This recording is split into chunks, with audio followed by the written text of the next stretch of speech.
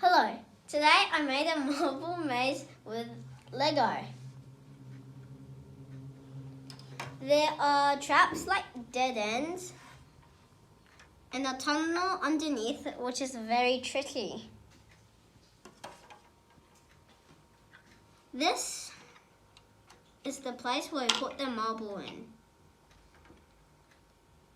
I'm going to start it and show you how it will be like.